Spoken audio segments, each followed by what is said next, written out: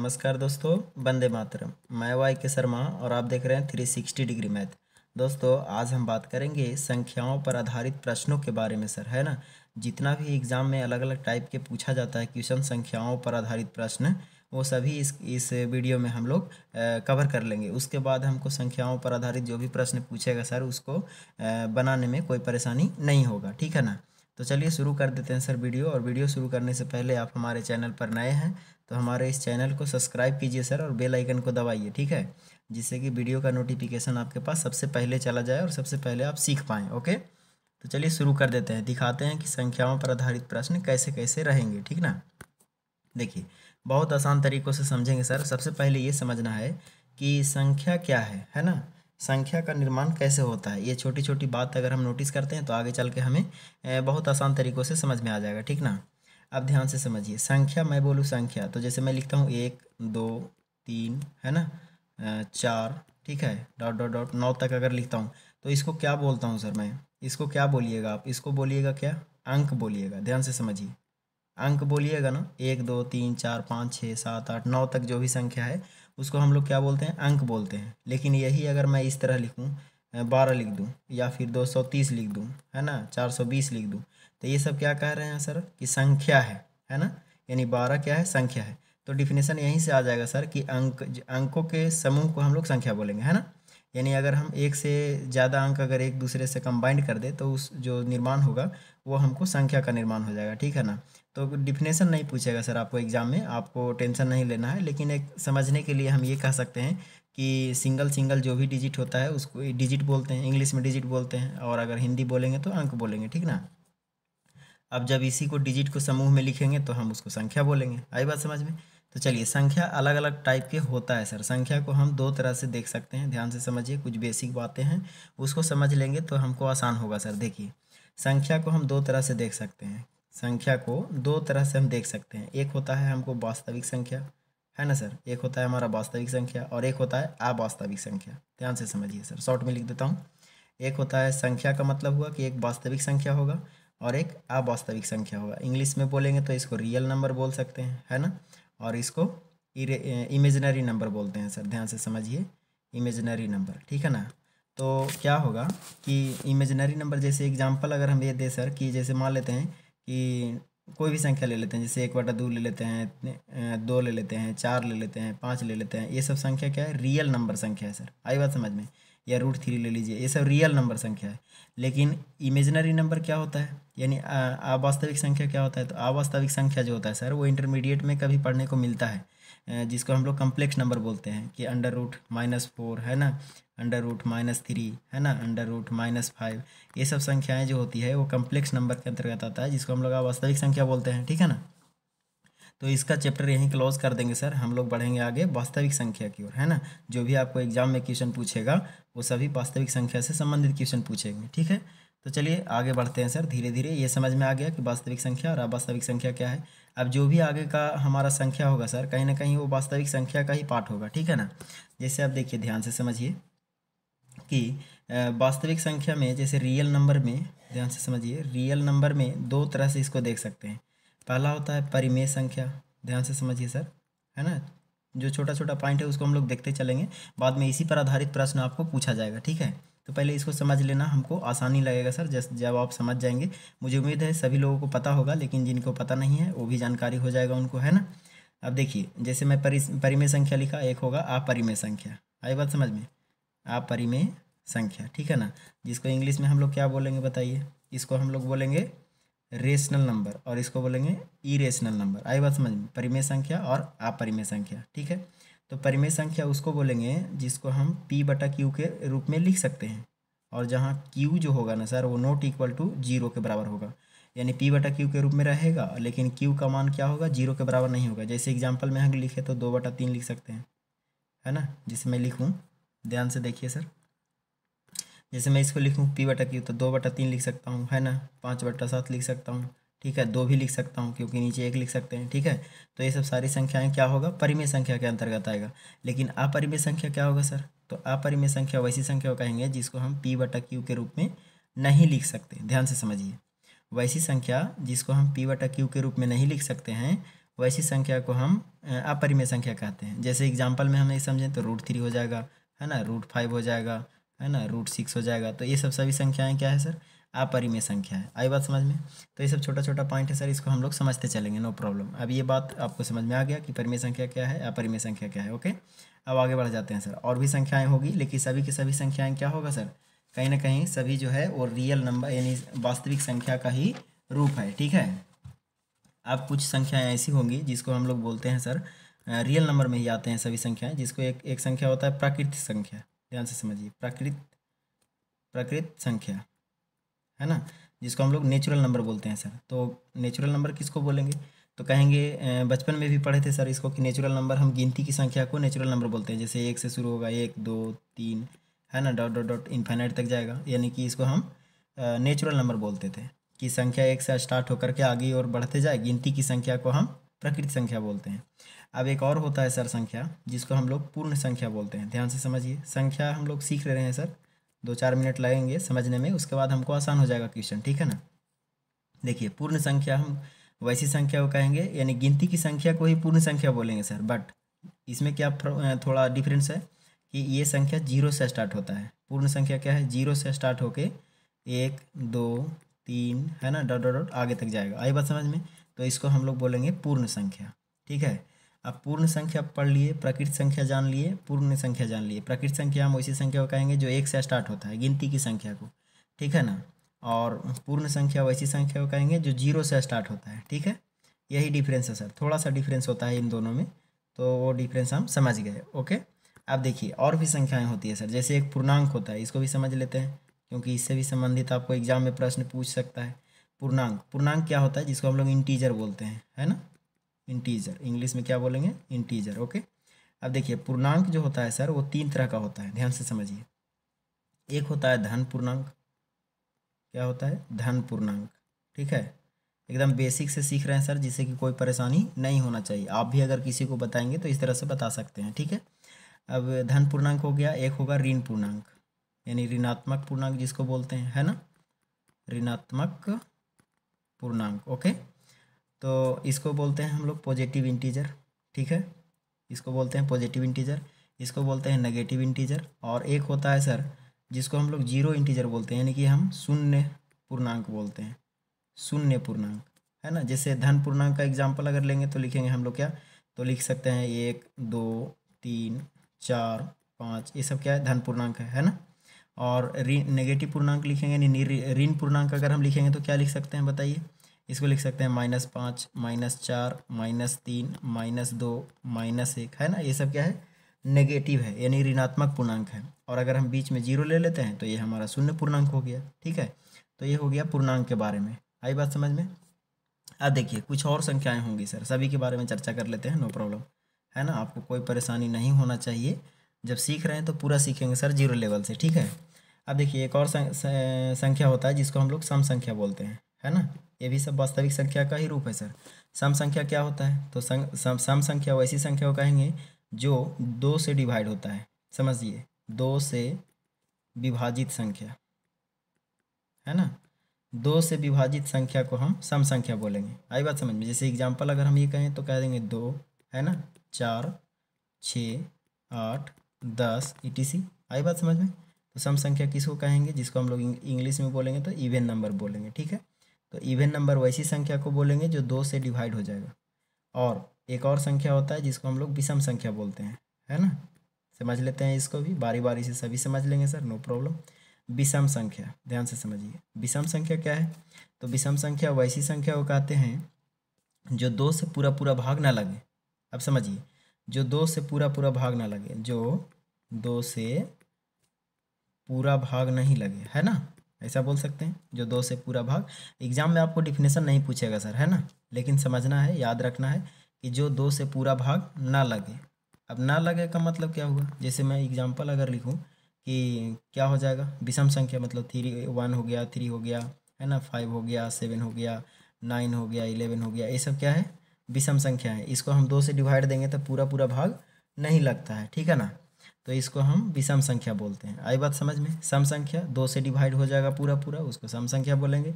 विषम संख्या यानी कि ऑड नंबर इसको बोल सकते हैं इंग्लिश में, है ना। इवन नंबर मतलब सम संख्या और ऑड नंबर मतलब विषम संख्या, ठीक है। तो विषम संख्या मतलब हुआ कि 2 से पूरा पूरा भाग नहीं लगेगा। आई बात समझ में। आप ध्यान दीजिए, कुछ और संख्याएं होंगी सर जो एग्जाम में आपको पूछ सकता है, ठीक है, उसी से संबंधित क्वेश्चन पूछ सकता है। तो चलिए उसको भी देखते हैं सर, आगे हम लोग बढ़ते रहेंगे धीरे धीरे। एक होता है सर अभाज्य संख्या, ध्यान से समझिए, ये बहुत इंपॉर्टेंट है। अभाज्य संख्या, अभाज्य संख्या या इसी को बोलते हैं ऋण संख्या, ध्यान से समझिए।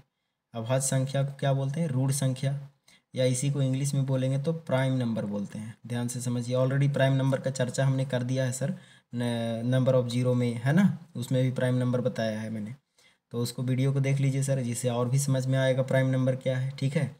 तो अभाज्य संख्या, ऋण संख्या या प्राइम नंबर, ठीक है, क्या होता है कि बोलेंगे उसको कि वैसी संख्या को हम अभाज्य संख्या बोलेंगे या ऋण संख्या बोलेंगे या प्राइम नंबर बोलेंगे जो, ध्यान से समझिए, जो केवल अपने आप से कटे, है ना, जो केवल अपने आप से डिवाइड होता हो, है ना। अपने आप से मतलब क्या हुआ? अपने आप से मतलब हुआ कि कोई और संख्या इसको डिवाइड नहीं करेगा। एक तो कंपलसरी है सर, एक को हम छोड़ दे रहे हैं, क्यों? क्योंकि एक है यूनिवर्सल, ये किसी भी संख्या को डिवाइड कर देता है, ठीक है। तो एक को हम छोड़ करके जो संख्या केवल अपने आप से कटता हो उसको हम प्राइम नंबर बोलेंगे या ऋण संख्या बोलेंगे या अभाज्य संख्या बोलेंगे, ठीक है। जैसे एग्जाम्पल देते हैं सर, नो प्रॉब्लम, एग्जाम्पल से समझ में आएगा आपको। जैसे मैं लिखूँ 2, सबसे छोटी प्राइम नंबर आपसे पूछ सकता है कि बताइए निम्न में सबसे छोटी अभाज्य संख्या कौन है। 4 को ऑप्शन दिले रहेगा, तो उसमें सबसे छोटी अभाज्य संख्या कौन होगा? 2 होगा, ठीक है ना।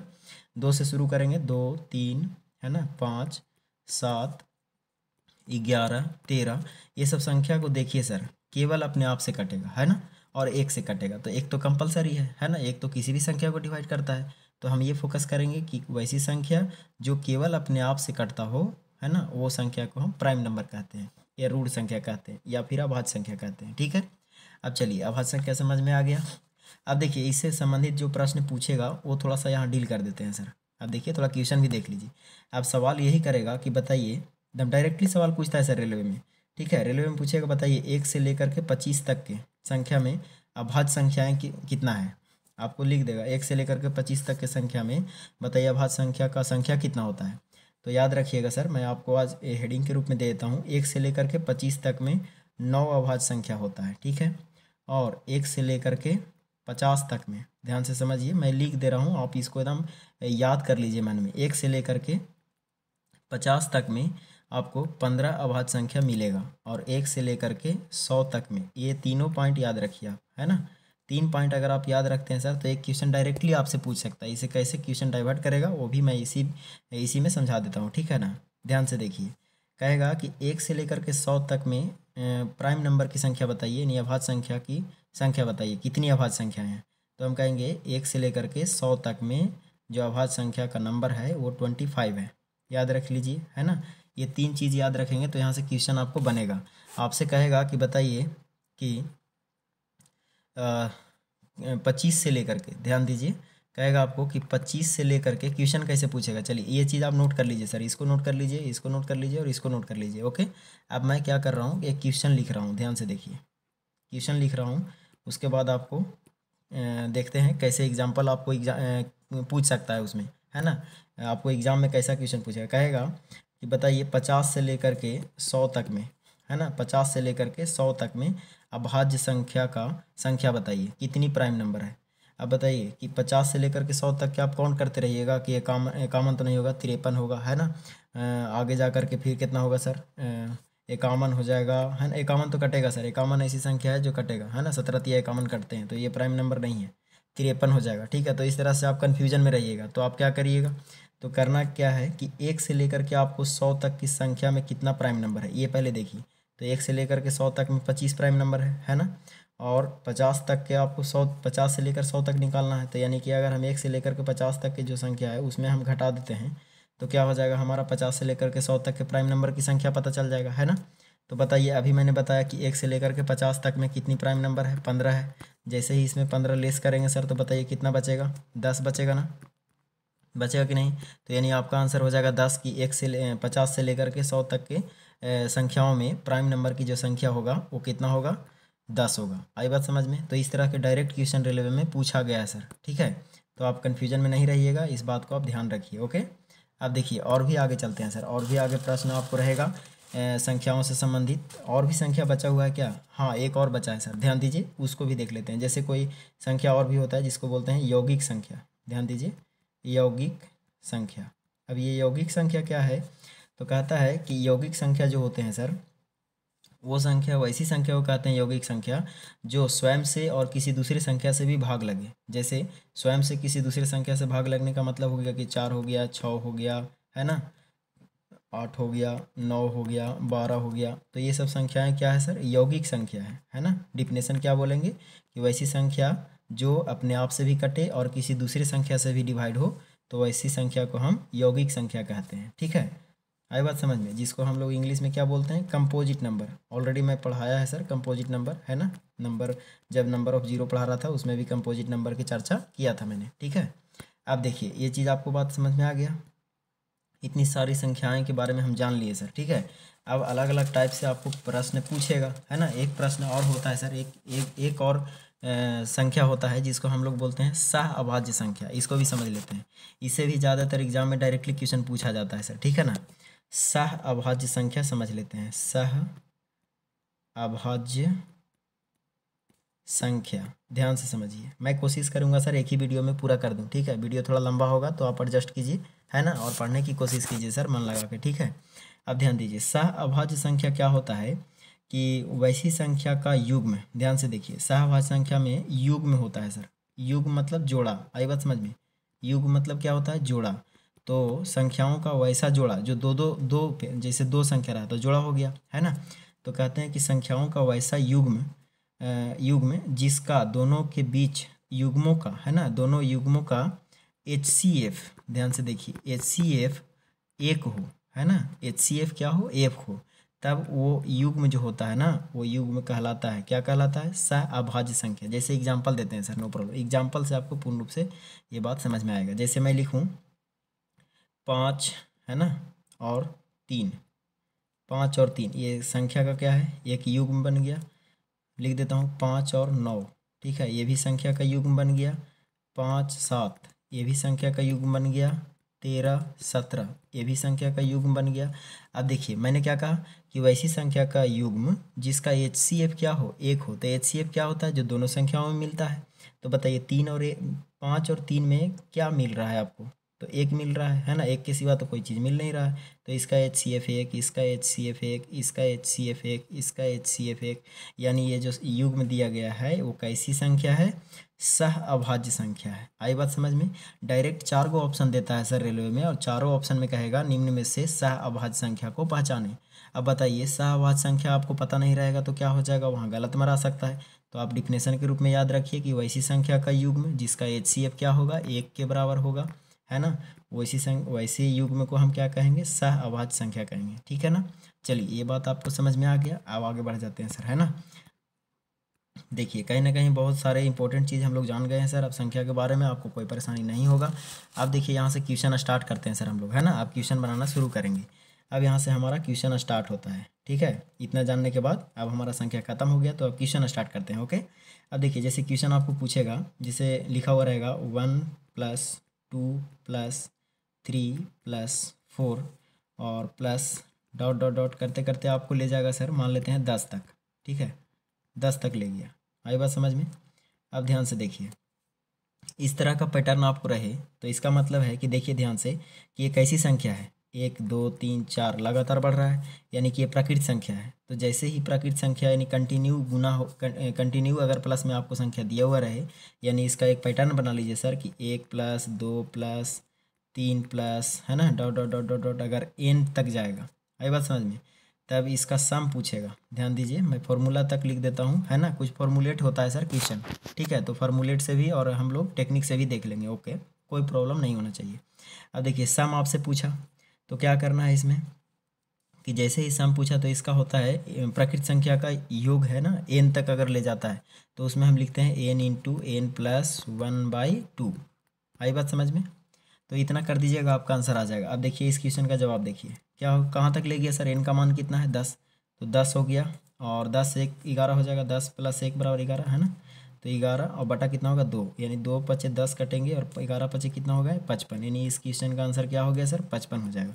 कल के डेट में यहाँ 20 रख सकता है, कल के डेट में फिर और भी आगे क्वेश्चन पूछेगा तो 50 दे सकता है, 100 दे सकता है, 1000 दे सकता है, लेकिन डरना नहीं है सर। अगर आपको पैटर्न पता चलेगा तो आप आसानी से इसको डील कर सकते हैं। अब किन्हीं के मन में ये लगेगा कि सर ये अगर नहीं रहेगा याद फॉर्मूला तब क्या करेंगे, लेकिन सर याद रखिए है ना, फार्मूला याद रहना, ये चीज़ फार्मूला बहुत सारे चीज़ में काम आ जाते हैं, तो इसको आप माइंडसेट कर लीजिए। अगर नहीं भी याद रहेगा तो नो प्रॉब्लम, मैं आपको सोल्यूशन कर देता हूँ। ओके, ध्यान से देखिए, ध्यान से देखिए सर, कोई दिक्कत नहीं होना चाहिए और मुझे पूरा विश्वास है कि कोई प्रॉब्लम नहीं होगा। अब देखिए किन्हीं के मन में होगा कि फॉर्मूला याद नहीं रहेगा तब क्या करेंगे, तो ध्यान दीजिए, हम इसको जोड़ने की कोशिश करेंगे। अब देखिए तो इससे पहले क्या होगा 9 होगा ना। अब बताइए कि 10 और 1 कितना होता है 11 होता है ना। और 2 फिर लास्ट वाला से फर्स्ट वाला में जोड़ेंगे, सेकंड लास्ट से फर्स्ट सेकंड जोड़ेंगे तो 11 होगा, 9 × 2 = 11, यानी इसी तरह से जोड़ते जाएंगे। तो बताइए कितनी संख्याएं होगी, कितनी पेयर बनेगा। तो नंबर ऑफ पेयर निकालने के लिए मैंने बोला था सर क्वेश्चन में। अब बताइए ऐसा ऐसा कितना पेयर बनेगा, 5 पेयर बनेगा है ना। 3 को फिर आगे जोड़िएगा 8 में, तो 8 × 3 = 11, 4 को फिर जोड़िएगा 7 में, तो 7 × 4 = 11। तो ऐसे ऐसे कितने पेयर बनेंगे 5 पेयर बनेंगे, ठीक है। तो कितना हो जाएगा बताइए 11 × 5, आई बात समझ में। तो आपका क्या हो जाएगा 11 × 5 = 55। देखिए वैसे भी फार्मूला से भी आपको 55 आया था, ऐसे भी टेक्निक आप अपनाइएगा तो क्या हो जाएगा 55 आ जाएगा, ठीक है। अब ध्यान से देखिए सर, अब आगे बढ़ जाते हैं क्वेश्चन में, है ना। इस तरह के प्रश्न आपको पूछेगा प्राकृतिक संख्याओं के योग से, तो आप इस फॉर्मूले पर बना सकते हैं, ठीक है। अब देखिए और भी आगे क्वेश्चन पूछेगा सर इस तरह से। कभी कभी क्या होता है कि इम्पोर्टेंट क्वेश्चन होता है वो, और ये पहाड़ा से संबंधित होता है। चलिए उसको भी शेयर करता हूँ सर, बहुत इंटरेस्टिंग है। देखिए जैसे मैं ये कहूँ, कोई आपसे सवाल ये पूछ दे या फिर क्वेश्चन पूछ देता है कभी कभी एग्जाम में कि पहाड़ा के संख्या का योग बताइए। पहाड़ा की संख्या का योग मतलब ये हुआ कि जैसे कह देगा कि बताइए 7 के पहाड़े का 7 दूनी 14 होता है, 7 या 21 होता है ना, 7 28 होता है। तो इस तरह से कितना होता है 10 7 9 के 70 हो जाता है, ठीक है। तो कहेगा कि बताइए सभी संख्याओं का योग क्या होगा, ठीक है। तो पहाड़ा से संबंधित जब भी प्रश्न पूछेगा तो आज हम डिटेल बता देते हैं सर इसको, इसके बाद आपको पहाड़ा वाला परेशानी नहीं करेगा। ओके, देखिए क्या करना है आपको कि जैसे पहाड़ा से संबंधित पूछेगा तो जैसे मान लेते हैं कि आपको 7 का पहाड़ा पूछा, कहा कि 7 का पहाड़ा के सभी संख्याओं का योग बताइए। तो हम क्या लिख सकते हैं इसको 7 × 1 है ना, फिर लिख सकते हैं 7 × 2, ठीक है। इस तरह से हम लिख सकते हैं ना कि 7 × 1 = 7 होता है, 7 × 2 = 14 होगा, 7 × 3 = कितना होगा 21 होगा। फिर इसी तरह से आगे डॉट डॉट करते करते कहाँ जाएंगे सर, तो 7 × 10 करेंगे, है ना। अब ध्यान दीजिए इधर तो हमारा क्या है सर 7 7 मिल रहा है ना। ध्यान से देखिए एक साइड हमारा क्या है 7 7 मिल रहा है, आई बात समझ में, ठीक है ना। और एक साइड जो है ये वाला संख्या वो 1 से लेकर के 10 तक है। अब मैं ये कहता हूँ कि 1 से लेकर के 10 तक तो संख्या का योग आपको पता हो जाएगा। अब ये कहूँ कि मैं सब में 1 1 2 3 है ना 10 तक लिखा है और सब में 7 7 मिल रहा है, यानी 7 अगर हम अभी के लिए बाहर ले लेते हैं, भूल जाइए कि 7 है लिखा हुआ, तो हम क्या कर सकते हैं 1 से लेकर के 10 तक संख्या जोड़ सकते हैं। तो बताइए 1 से लेकर के 10 तक संख्या का योग क्या हुआ अभी बताएं। तो 10 × क्या करेंगे 11 और बटा क्या हो जाएगा 2, यानी 1 से लेकर के 10 तक संख्याओं का योग हो गया। अब कहा कि जो भी पहाड़ा लिखा था 7वां, तो 7 से क्या कर देंगे इसमें गुना कर देंगे, तो ये टोटल क्या आ गया योग आ गया 7 का पहाड़ा के संख्या का योग। अब इसको काट दीजिए 11 × 5 = 55 हो जाए, 5 दूनी 10 कट जाएगा, 11 × 5 = 55 और 55 × 7 कर दीजिएगा तो क्या हो जाएगा आपका आंसर हो जाएगा, ठीक है ना। यानी 7 × 5 = 35 हो जाएगा, 7 × 5 = 35 और 3 = 38 हो जाएगा, आई बात समझ में। यानी 385 क्या हो जाएगा सर आंसर हो जाएगा। कल के डेट में देखिए ध्यान से समझिए, ध्यान से समझिए सर। और भी एक एग्जांपल दे देते हैं, ठीक है, जिससे कि कोई परेशानी ना हो पहाड़ा वाला। ओके, अब देखिए जैसे मान लेते हैं आपको 15 के पहाड़ा पूछ दिया कि बताइए 15 के पहाड़ा के संख्याओं का टोटल योग बताइए। तो हम इसको पूरा डिटेल सब नहीं लिखेंगे सर। अब ये कीजिए कि देखिए 15 × 1 करेंगे, 15 × 2 करेंगे, 15 × 3 करेंगे, यही नहीं कीजिएगा। तो क्या हो रहा है कि 15 15 सब में मिल रहा है, तो 1 से लेकर के 10 तक, तो यानी 1 से लेकर के 10 तक की संख्याओं का योग क्या हुआ 55 आता है ना। 1 से लेकर के 10 तक के संख्याओं का योग क्या होता है, देखिए एक लाइन बढ़ाता हूँ फिर से, नो प्रॉब्लम, एक लाइन और देख लीजिए। जैसे 1 से लेकर के 10 तक के संख्याओं का योग क्या होता है 10 × 11 बटा कितना होता है 2, यही ना होता है। और जितना का पहाड़ा लिखना है उतना आपको बगल में क्या करना है गुना करना है, ठीक है। तो जैसे जैसे आप सीखते जाइएगा सर और वैसे वैसे आपका तेज होता जाएगा। इसको काट देंगे 5 बार में, 11 × 5 = 55 हो जाएगा, यानी कि यहाँ का वैल्यू 55 और × 15 है ना, 55 × 15। अब देखिए यहाँ से क्रिएट कीजिए सर थ्योरी, कि आप चाहे कितना का भी पहाड़ा का योग आपसे पूछे, आपको क्या करना है, 55 में जितना के पहाड़ा चाहिए, जैसे 21 का पहाड़ा चाहिए तो 21 के गुना, 22 का पहाड़ा चाहिए तो 22 से गुना, 25 का पहाड़ा चाहिए तो 55 गुने 25 करेंगे, है ना। और अगर 60 का पहाड़ा चाहिए तो 55 गुने 60 कर दीजिए। आई बात समझ में? तो ये पहाड़ा का योग आपको निकल जाएगा। ओके, तो मुझे उम्मीद है सर ये चीज़ अच्छा लगा होगा और समझ में आ गया। तो चलिए आगे बढ़ जाते हैं, है ना। और भी क्वेश्चन है सर, संख्या पर आधारित प्रश्न आपसे पूछेगा, और कहीं ना कहीं संख्या से आधारित प्रश्न आपको यूनिट डिजिट भी पूछता है सर, है ना। वो भी सब संख्या पर ही आधारित प्रश्न है। नंबर ऑफ जीरो पढ़ा दिए, वो सब भी संख्या पर आधारित प्रश्न है। तो अगर वो वीडियो नहीं देखें तो प्लेलिस्ट में जाकर number of zero, unit digit, ये सब सभी बेसिक चीज़ देख लीजिए। ओके, अब देखिए, अब थोड़ा आगे बढ़ जाते हैं सर। कभी कभी संख्या में आपको इस तरह से प्रश्न पूछेगा, है ना। अभी तक हम प्राकृतिक संख्या का योग जान लिए, अब प्राकृतिक संख्या में भी अलग अलग पैटर्न पूछ सकता है। जैसे लिखेगा एक के स्क्वायर, है ना, प्लस 2 के स्क्वायर प्लस 3 के स्क्वायर, है ना। तो इस तरह से स्क्वायर में अगर आपको प्राकृतिक संख्या का योग पूछे और कहे कि प्लस 10 के पावर स्क्वायर हो गया, है ना, 10 का स्क्वायर, अब कहा इसका योग बताइए। ठीक है, तो ध्यान रखिए कि जब भी आपको प्राकृतिक संख्या से इस तरह के प्रश्न आपको मिले, और वो जैसे मैं एक पैटर्न लिख देता हूँ, पैटर्न भी लिख देता हूँ, 1 के स्क्वायर प्लस 2 के स्क्वायर प्लस 3 के स्क्वायर, है ना, प्लस 4 के स्क्वायर और डॉट डॉट डॉट, अगर एन के स्क्वायर, एन का मतलब नंबर ऑफ टर्म ले जाएगा। आई बात समझ में? तो जहाँ तक संख्या रहेगा तो उसको करना क्या है, ये फॉर्मूला आप याद रखिए sir, n into n plus one into, ठीक है, 2n+1 और बटा 6, है ना। ये फॉर्मूला आप याद रखिए कब, जब हम प्राकृतिक संख्या के वर्गों का योग निकाल रहे हैं। देखिए, प्राकृतिक संख्या के वर्गों का योग, है ना। तो प्राकृतिक संख्या के वर्गों का योग का फॉर्मूला आप याद रखिएगा sir, n into n+1 into 2n+1/6। 2-3 बार आप प्रैक्टिस कीजिएगा सर, आपको ऑटोमेटिक माइंड में सेट हो जाएगा, उसके बाद आपको कोई परेशानी नहीं होगा। अब जरा इसको इस फॉर्मूले पर डालते हैं सर। देखिए, n इंटू एन का मान कितना हो जाएगा, 10, लास्ट में देखेंगे 10, है ना। तो 10 गुने क्या हो जाएगा, 10 गुने क्या हो जाएगा, 11, है ना। और 2n+1 है तो इंटू में लिखेंगे 2n+1, 10 दूने 20, 20 है 21, है ना, 21 बटा कितना हो जाएगा, 6। अब जो भी कटता है काट दीजिएगा सर, आपका आंसर आ जाएगा। मुझे उम्मीद है सर इसको काटने छाटने का काम तो आप आसानी से कर सकते हैं, इसके लिए तो आप माहिर हैं, ठीक है ना। अब देखिए, तो इसी तरह से आसानी से कर सकते हैं सर। ओके, और भी एग्जाम में क्वेश्चन पूछता है सर अलग टाइप के, मैं वो भी सभी चीज़ शेयर कर देता हूँ आपको, है ना। तो याद रखिएगा कि किसी भी मतलब प्राकृतिक संख्या के वर्गों का योग अगर आपसे पूछेगा, कितना भी रहे, 10, 20, 30, 50 तक ले जाएगा, तो उसको इस फॉर्मूले पर डाल करके आप आसानी से बना सकते हैं। ओके, चलिए और भी आगे बढ़ जाते हैं सर, नो प्रॉब्लम, है ना। बेसिक चीज़ हमको जानना बहुत ज़रूरी है सर, यही चीज़ छोटा छोटा एग्जाम में छूट जाता है, लगेगा कैलकुलेशन है लेकिन है नहीं कैलकुलेशन, ठीक है। अब ध्यान दीजिए, जैसे और भी क्वेश्चन आपको पूछ सकता है सर एग्जाम में, जैसे अलग टाइप के क्वेश्चन पूछेगा तो कहेगा कि 1 की क्यू प्लस 2 का क्यू प्लस 3 का क्यू प्लस 4 का क्यू, और इसी तरह से डॉट डॉट डॉट करते करते प्लस में सर कहेगा कि बताइए 10 का क्यू है। कैलकुलेट में 50 का क्यू भी कर सकता है, डरना नहीं है, लेकिन पैटर्न आपको सीखना है, ठीक है। तो ध्यान दीजिए कि इस तरह का प्रश्न आपसे पूछेगा, यानी कि आपको कह रहा है कि प्राकृतिक संख्या के घनों का योग बताइए, घनों का, है ना। तो प्राकृतिक संख्या के घनों का योग अगर आपसे कहे तो कुछ नहीं करना था सर, इसको केवल एक फॉर्मूलेट इसको कर दीजिए कि 1 के क्यू प्लस 2 के क्यू प्लस 3 के क्यू, है ना, प्लस डॉट डॉट डॉट, अगर 10 के क्यू दिया हुआ है यानी n के क्यू लिख दीजिए इसको, है ना।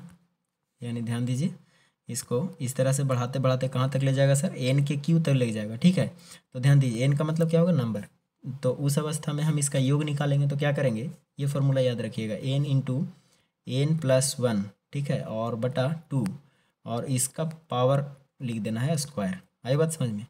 ध्यान रखिए कि जब भी आपको क्यू से फॉर्मूला पूछे, यानी क्यू का एडिशन पूछे कि 1 के क्यू 2 के क्यू 3 के क्यू 4 के क्यू करते करते 20 तक ले गया, 20 का क्यू, अब बताइए उसका टोटल योग क्या होगा। तो टोटल योग निकालने के लिए कौन फार्मूला अप्लाई करेंगे, n इंटू n+1/2 के पावर स्क्वायर, ठीक है। अब इसको इस पर डालने की कोशिश कीजिए, ठीक है ना। n का मान कितना हो जाएगा सर, 10, है ना। तो 10 गुना, ध्यान दीजिए, 10 गुना 11 बटा 2, और इसका पावर कितना करना है, स्क्वायर, है ना। अब जो कटता है उसको काट देंगे, यानी कितना हो जाएगा, 5, 5 11 5 55, है ना, और 55 के क्या हो गया, स्क्वायर। अब तो आपको हम स्क्वायर ऑलरेडी पढ़ा चुके हैं, स्क्वायर आप नहीं पढ़े हैं तो पढ़ लीजिए, क्या हो जाएगा, 5 के लिए 5 है ना, तो 5 वाला स्पेशल याद रखिए, 5 5 25 हो जाएगा, और 5 6 30 हो जाएगा, यानी 30 25 क्या हो गया, आपका आंसर हो गया। आई बात समझ में? तो चलिए, मुझे उम्मीद है ये बात आपको समझ में आ गया सर, है ना। और आप 2-3 क्वेश्चन आप प्रैक्टिस कर लीजिए अपने से, खुद से, है ना, अपने से एग्जाम्पल ले करके प्रैक्टिस कीजिए, जिससे कि आपको बहुत आसान लगने लगेगा ये संख्या पर आधारित जो भी प्रश्न है, ठीक है ना। अब देखिए कभी कभी और भी क्वेश्चन पूछता है सर, जितने भी तरह के प्रश्न पूछा जा रहा है मैं सब आपको शेयर कर देता हूँ, जिसके बाद आपको कोई परेशानी नहीं होना चाहिए सर, ठीक है। थोड़ा वीडियो लंबा जाएगा ये वाला सर, लेकिन आपको टेंशन नहीं लेना है। अब देखिए कभी कभी आपको स्पेशल में पूछ सकता है इस तरह से, ध्यान दीजिए, स्पेशल तरीका से पूछ सकता है, जैसे 2 प्लस ध्यान से देखिए, ठीक है, 2 + 4 + 6 dot dot dot dot dot आपको कितना तक ले जाएगा सर, मान लेते हैं कि 20 लिखा हुआ है प्लस, ठीक है। अब कहा कि बताइए इसका योग बताइए, तो आप देखिए संख्या कैसी संख्या है, यानी 2 4 6 8 10 आगे, यानी सम संख्या है, यानी आपको सम संख्या का योग पूछ रहा है ना। तो जब सम संख्या का योग पूछेगा तो क्या करेंगे इस कंडीशन में, तो इस कंडीशन में बहुत आसान है सर समझना, है ना। आपको ये देखना है कि जब सम संख्या का योग पूछे तो इसका कंडीशन लिख देते हैं सर, पैटर्न लिख देते हैं, जैसे लिखेगा 2 + 4 + 6 + डॉट डॉट डॉट कहाँ तक ले जाएगा, एन तक ले जाएगा। एन का मतलब कोई संख्या लिखा हुआ रहेगा, ठीक है। तो उस अवस्था में आपको कुछ नहीं करना है सर, कि जब सम संख्या का योग पूछे आपसे तो ये फॉर्मूला आप याद रखिए, n × n+1, ठीक है। और बस इतना करना है सर आपको, और आपका आंसर आ जाएगा। ओके, अब ध्यान से देखिए, जैसे मैं इसको क्या करता हूँ, इस फॉर्मूले पर डालता हूँ। अब बताइए सर ये कहाँ तक ले गया, 20 तक, यानी n का मान क्या होगा 20, यानी लिख सकते हैं 20 × ध्यान से समझिए 20, और इंटू क्या कर सकते हैं 20 और 1 21 होगा, यानी 20 × 21 कर देंगे, हमारा आंसर आ जाएगा, ठीक है। तो 20 × 21 करेंगे तो क्या हो जाएगा, 21 दूनी 42 होता है, यानी 420। आई बात समझ में, तो कितना आसान तरीक़ों से आप बना पा रहे हैं, ठीक है ना। तो आप याद रखिए कि अगर 2 4 6 यानी सम संख्या का योग पूछता है तो आप n × n+1 करने की कोशिश कीजिए, ठीक है। अब चलिए सर आगे बढ़ जाते हैं, और भी देखिए और भी संख्या से संबंधित प्रश्न पूछता है, वो भी हम शेयर कर देते हैं, उससे भी कोई परेशानी नहीं होना चाहिए, ठीक है ना। अब देखिए एक प्रश्न आपको और भी पूछेगा इस तरह से, देखिए एक प्रश्न आपको इस तरह से पूछ सकता है कि 1 + देखिए 1 + 3 + 5 + 7, है ना, और इस तरह से डॉट डॉट डॉट डॉट करते करते एन तक ले जाएगा। अब संख्या को देख करके आपको पकड़ना है सर कि इसमें कौन सी संख्या दिया हुआ है और इसको बनाने का तरीका क्या होना चाहिए। अब देखिए 1 3 5 7 लिखा हुआ है, इसका मतलब है कि सभी क्या है, विषम संख्या ले जा रहा है ना, यानी विषम संख्या का योग पूछ रहा है। ध्यान से समझिए, इससे पहले वाला क्वेश्चन सम संख्या से था, लेकिन ये वाला क्वेश्चन विषम संख्या से है।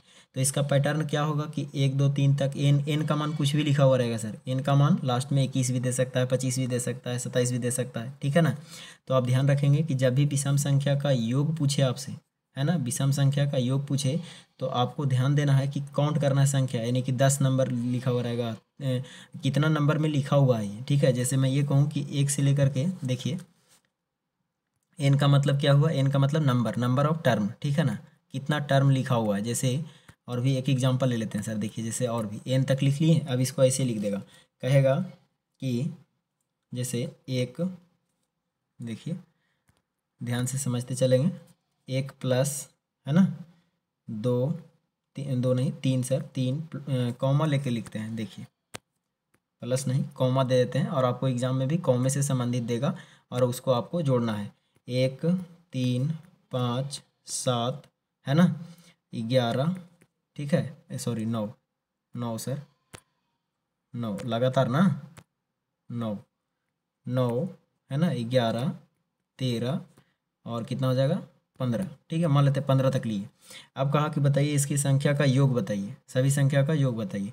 तो आपको क्या करना है, बस इसको काउंट करना है, और लिमिटेशन में देगा सर, लगातार विषम संख्या का योग, है ना, लगातार 20 विषम संख्या का योग, लगातार 30 विषम संख्या का योग, लगातार 50 विषम संख्या का योग। क्वेश्चन ऐसे ही पूछेगा।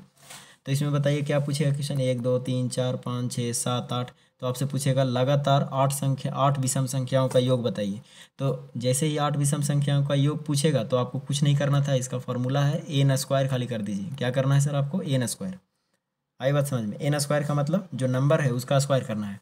अब बताइए कितना नंबर है इसमें, हम ये नहीं इसको करेंगे कि 1 है 3 है 5 है 7 है, ऐसा नहीं कुछ करेंगे, खाली गिनेंगे इसको 1 2 3 4 5 6 7 8, 8 है ना, तो 8 का स्क्वायर करेंगे, है ना, 8 का स्क्वायर कितना हुआ 64, यानी आपका आंसर क्या हो गया 64 हो गया, ठीक है। अब किन्हीं को डाउट है सर तो आप देख लीजिए, ध्यान से जोड़ करके भी देख सकते हैं। अब देखिए जोड़ने का तरीका क्या होगा, ऐसे जोड़ लीजिए। 15 कितना हुआ 16, है ना। 15 कितना हुआ 16। अब बताइए फिर से, 13 और 3 कितना होगा 16, 11 5 कितना होगा 16, 9 7 कितना होगा 16। तो पेयर कितना बन रहा है, तो एक पेयर ये बन गया, फिर से एक पेयर ये बन जाएगा, एक पेयर आपको ये बन जाएगा, एक पेयर आपको ये बन रहा है। तो 2 ऊपर 2 नीचे यानी 4, तो 4 पेयर से गुना कर देंगे तो 16 चौको कितना होगा 64 होगा। तो ज़रूरी नहीं है एन स्क्वायर याद नहीं रहेगा तो आप इस तरह से करिए, ठीक है। तो कोशिश कीजिए सर कि एन स्क्वायर करने की कोशिश कीजिए, डायरेक्ट आंसर आ जाएगा, ठीक है। तो आपको क्या करना है, क्वेश्चन कैसे पूछेगा, कहेगा लगातार, है ना, विषम संख्याओं का, लगातार 10 विषम संख्याओं का योग क्या होगा, लगातार 8 विषम संख्याओं का योग क्या होगा, लगातार 15 विषम संख्याओं का योग क्या होगा। तो डायरेक्ट आपको क्या करना है, एन स्क्वायर। आई बात समझ में। चलिए, तो ये था हमारा लगातार विषम संख्या, लगातार सम संख्या, है ना, प्रकृत संख्या, सभी चीज़ संख्या को देख लिए सर। योग पूछेगा, है ना, घन में पूछेगा तो कैसे जोड़ेंगे, उसका फॉर्मूला क्या होगा, सभी चीज़ को शेयर कर दी। अब सर एक चीज़ और बचा हुआ है जो बहुत इंपॉर्टेंट है, मतलब वो होगा लगातार संख्या। ध्यान से समझिए, लगातार संख्या का मतलब हुआ कहीं से भी उठा लेगा, चाहे 50 से कहेगा, 50 से 60 तक लगातार, या तो फिर कहेगा 100 से 200 तक लगातार, कहेगा 20 से 50 तक लगातार संख्या। तो लगातार संख्या का, लगातार संख्या का योग, ध्यान से समझिए, लगातार संख्या का योग आपसे जब पूछेगा तो उसमें ध्यान रखिएगा कि अंतर उसका, यानी संख्याओं का जो अंतर जो होगा वो सेम होगा। ध्यान से समझिए सर, अंतर क्या होगा, सेम होगा, अंतर सेम कहने का मतलब है, जैसे मैं एक लेता हूँ सर, छोटा सा एग्जांपल एक ले लेता हूँ, जैसे लिखूँ 5 10 15 20, है ना, और 25 30 35 40, कुछ भी ले सकता है आगे, कोई प्रॉब्लम नहीं होना चाहिए, ठीक है। अब ध्यान दीजिए कि इस तरह के संख्या का आपको योग पूछ रहा है कि लगातार जो है वो 5 10 15 20 25 30 45 40, कुछ भी आगे दे सकता है। कहा कि बस बताइए इसका योग बताइए। तो देखिए, जैसे ही इस संख्या का योग आपसे पूछता है सर, तो आपको क्या करना है, बस कुछ नहीं, ध्यान से समझना था कि देखिए इसका गैपिंग कितना है, 5 है ना, हर में 5 है, यानी सभी संख्याओं के बीच एक दूसरे का गैपिंग कितना है 5, यानी अंतर कितना है, सेम है, अंतर सेम रहेगा। 2 के अंतर भी दे सकता है, 3 का अंतर भी दे सकता है, 4 का अंतर भी दे सकता है, ठीक है। तो यहाँ हमने कितना एग्जाम्पल ले लिया है, 5 का अंतर का एग्जाम्पल ले लिया है, ठीक है। तो कोई परेशानी नहीं होना चाहिए, अगर एक समझ गए तो सभी समझ जाएंगे, ठीक है। अब क्या करना है इसमें कि इसका सम पूछेगा, तो सम बराबर फॉर्मूला याद रखिएगा। इसमें स्टैंडर्ड प्रश्न है सर, तो स्टैंडर्ड फॉर्मूला लगाने की कोशिश कीजिए, ठीक है। और फॉर्मूला ना भी रहेगा तभी हम बता देंगे सर, कोई प्रॉब्लम नहीं होना चाहिए। देखिए, इसका सम निकालने के लिए करेंगे एवरेज इंटू नंबर। ध्यान दीजिए, एवरेज इंटू नंबर, और एवरेज का मतलब होता है सर कि last term first term divide by 2, और ये नंबर का मतलब गुना नंबर हो गया, ठीक है। अब इसी को थोड़ा सा डिटेल में आप लिख लीजिए, आई बात समझ में। अब जैसे ही इसको आप कीजिएगा, इस पर रखिएगा फॉर्मूला पर, तो आपका आंसर आ गया। Last term plus first term divide by 2, तो लास्ट टर्म कितना है इसका, लास्ट टर्म कितना है 30, है ना। तो 30 और गुना कितना हो जाएगा 5, यानी कि 30 प्लस का क्या, 30 प्लस कितना होगा 5 लिखेंगे, यानी 30 प्लस 5 35 हो गया। 35 बटा कितना लिखेंगे 2, और गुना नंबर का मतलब क्या हुआ सर, कितना नंबर है, 1 2 3 4 5 6 नंबर है, तो 6 से गुना कर देंगे। आई बात समझ में। अभी जैसे ही 6 से गुना किए तो इसको काट दीजिए, 3 दूना कितना हो जाएगा 6, 3 बार में कट गया, यानी 5 तिया 15 और 3 तिया 9 और एक क्या हो गया 10। आई बात समझ में। तो ये सभी संख्याओं का योग क्या होगा, 5 10 15 20 25 30 जोड़ देंगे तो उसका योग क्या होगा 105 होगा, ठीक है। तो इस तरह का प्रश्न आपसे पूछेगा तो आपको स्टैंडर्ड वाला, है ना, फॉर्मूला यूज़ करना है, ठीक है। तो कब करेंगे ऐसा, जब लगातार संख्या दिया हुआ है ना, लगातार संख्याओं का योग पूछा और उसका अंतर क्या हो, सेम हो, गैपिंग क्या हो, सेम हो, तब ये फॉर्मूला का इस्तेमाल हम करेंगे। ओके, तो मुझे उम्मीद है सर ये चीज़ आपको समझ में आया होगा, सभी चीज़, है ना। और इससे ज़्यादा संख्याओं से आधारित प्रश्न नहीं पूछता है सर, रेलवे में खास करके, ठीक है। तो इस वीडियो में इतना ही देखेंगे सर। ये वीडियो थोड़ा लंबा है तो आपको धैर्य रख करके एकदम आराम से सीखना है, ठीक है, और देखना है और छोड़ना नहीं है सर, बीच में स्किप नहीं करना है वीडियो। अगर आपको ज़्यादा तेज़ समझ में आता है तो आप अपना स्पीड बढ़ा करके वीडियो को देख लीजिएगा। ओके, तो चलिए इस वीडियो में इतना ही सर। संख्या पर आधारित प्रश्न सभी खत्म हो गए हैं, अब नए टॉपिक लेकर के आएंगे आपके बीच, ठीक है। तो मुझे दीजिए इजाज़त, आप सब हैप्पी रहिए, मस्त रहिए और पढ़ते रहिए, ठीक है।